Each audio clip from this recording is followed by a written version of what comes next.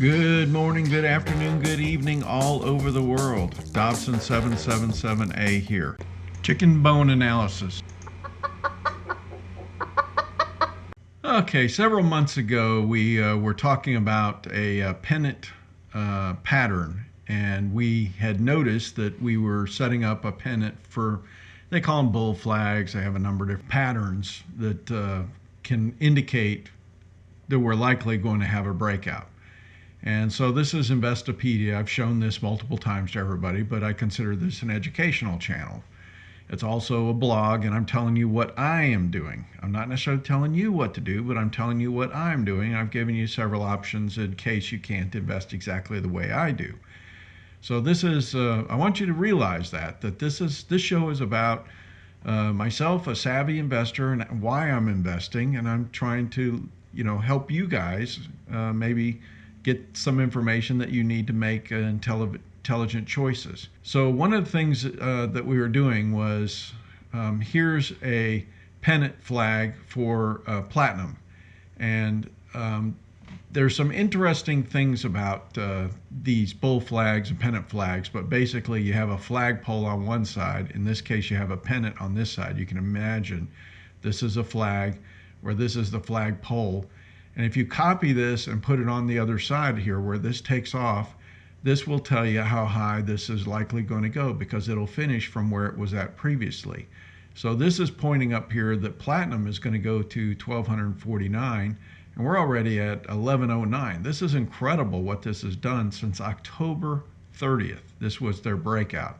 And this is basically confirmed now.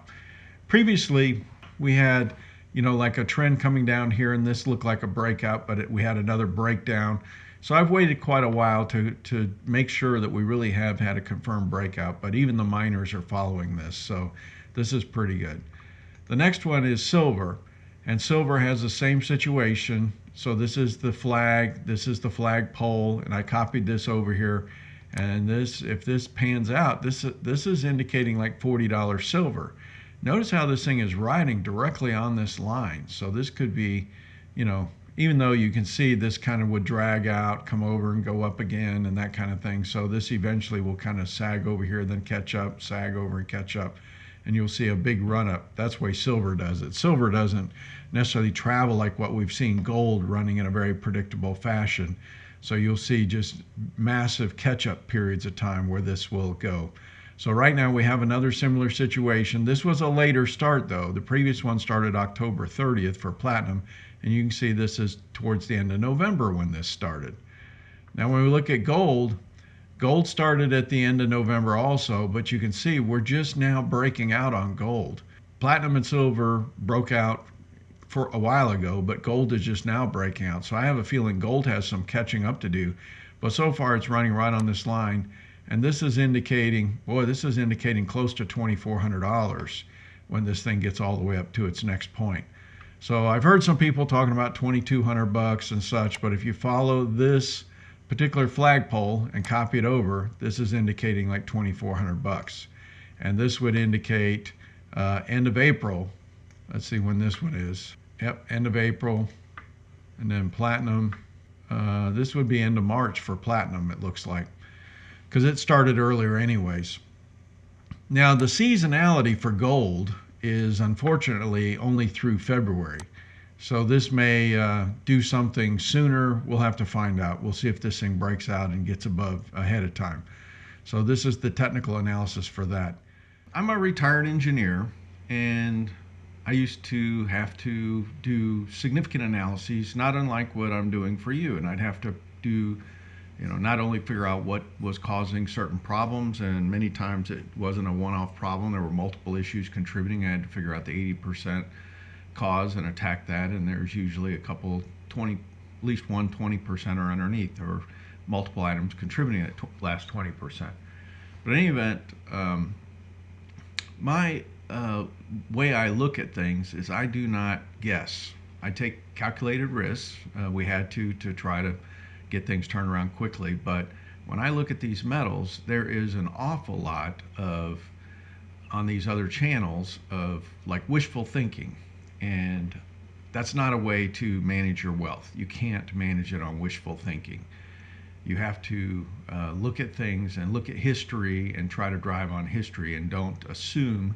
And I'll give you some examples, but I have a twin brother that I thought you might actually believe more than just some of the analysis that I do, but I use a lot of his data where he will go in and dig out, and he's got a PhD in mathematics, and I think I want to introduce you to him today, and he's very respectable in his field, and I think it'll help you a lot in understanding where I get some of my information. Yes, I am Mr. Dobson's brother. I have a PhD in mathematics, and I look at data differently than most people. Now, I want you to know some of the mail that Robert's been getting. I want you to make sure you understand. People are saying platinum will pass gold by 50%, then by 100%, then by much, much more. Not because it's industrial metal, because it's a monetary metal. It says $100. Now, let me explain that I have studied the amount of platinum that is in Earth's crust versus gold, and there's actually more platinum than gold in the Earth's crust. But it just happens to be concentrated in certain more difficult regions, and it actually comes out in a smaller amount. So there's actually a lot less platinum above ground than there is gold now. And I've been told that there's apparently like only 6 inches of Olympic-sized swimming pool filled that you could fill with platinum, where you could have more than one Olympic-sized swimming pool full of gold. So at least above ground, platinum is much rarer. Now, as far as the $100 face value, I've researched that, and there is nothing on the U.S. Mint or anything that indicates, that there's any rationality why they've done what they've done. The same with palladium. So I do believe that we're going to see platinum at least equal gold. It may surpass it slightly, but I don't expect it to be much more than that. But there really is not any rarity. There is not any rational reason why they put this $100 face value on the platinum coinage. Now, people will say, like in this, that they're saying it's a monetary metal, but in fact, it's not. Not a huge amount. Russia had a significant mine of platinum, and they, for a period of time, used it as a monetary metal. But right now, you only see bullion from the sovereign mints minted with by minting platinum. So I do not see that we could actually consider it a monetary metal, but who knows in the future. They have minted palladium coins as well, and we'll see how it works out. Now, as far as silver, he's also saying it's going to decouple from gold and significantly shrink the ratio 20 to 1 and then 10 to 1. It's currently something like 70 to 1. Historically, silver has not exceeded $50. It's at least any significant amount above $50, and definitely not for any significant duration. It's typically been a spike up to that point and collapses back down. And keep in mind that silver is not rare, it's surface mined, which means it's actually easy to get to versus gold, where you have to go miles sometimes underneath the earth. It has a very low value density compared to gold and platinum. Meaning that it's very heavy to kind of store your wealth, and to transport and everything's a problem. And it's also primarily mined as a byproduct, which means that they're not actually looking for silver. They're trying to get nickel or copper or something else, and then the silver just comes along for the ride. Now, that's something that I'm sure they're happy to get, but they're really there for the other metals. Jim Rickards and other well-known metalheads predict gold will be $15,000 and silver $100, which is 150 to 1. So there's a lot of the big names that have done significantly more analysis than I have. They're actually indicating that we're going to see the gold-silver ratio more than double from this point.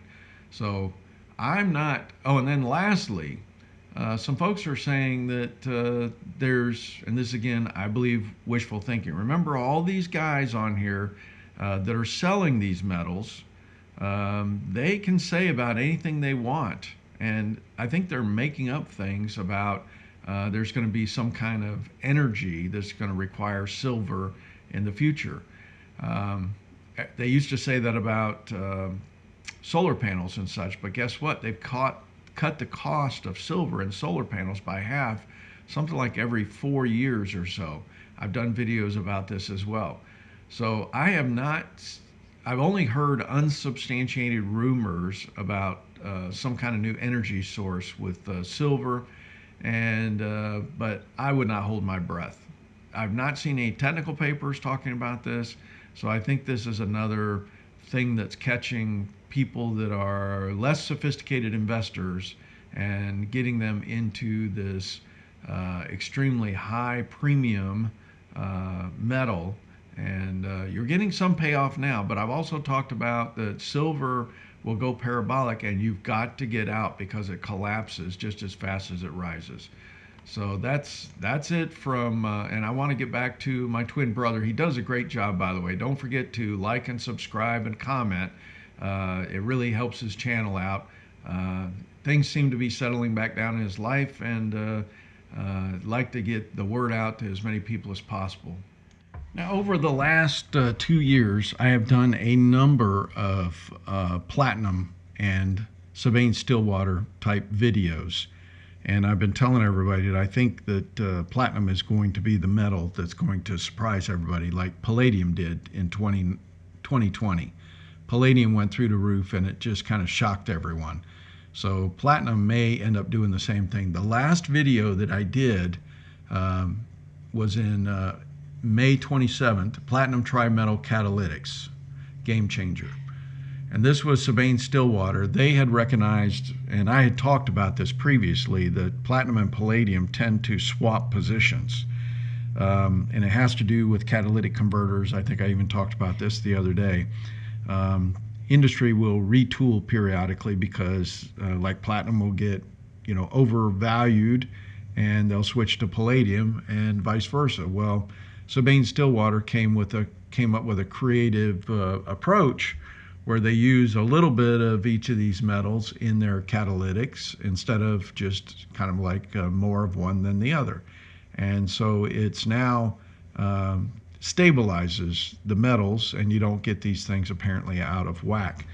Now what's going to happen is you may see palladium kind of come down and you may see platinum go up, but I have not, going through all the technical papers, been able to find the composition of this trimetal catalytic, and so I can't tell if it's like 75% of one, 20% of another, and I don't know what the mix is for this. This is still unknown to me, but this is probably well along the ways of being implemented into catalytic converters now, and I think we're going to find out down the road that it was a good move getting into platinum when we did. I mean, we were way ahead. And the miner, SBSW, again, I bet you we've been holding that 1.5 years, and it is now screaming. It's going to be fantastic. So anyways, we've leveraged our bet at Sibanye-Stillwater. They have gold, platinum, palladium, rhodium. It's all the PGM metals. And I think they may have actually, I could be wrong, but I thought they bought a copper miner also. So it's a very diversified, very large company. So this is still something that's probably going to be one of our key holdings for a long time. So anyways, I just wanted to touch on that. Platinum, I think, is going to be the surprise this year, and we got in early on it, and let's just hope we catch some other things early. This happened to be one of them that we launched. PPLT is the ETF for platinum, but that's going to be unleveraged, but it has been doing very well. I think platinum was up 4% today. So let's go look at the charts for the performance today. So gold was up 0.3% in the ETF representation or physicals. Platinum was up 4.6%. Silver was up 1.26%. Again, I got to reset these portfolios to the beginning of the year, but since October, platinum is up 30%, so that's huge.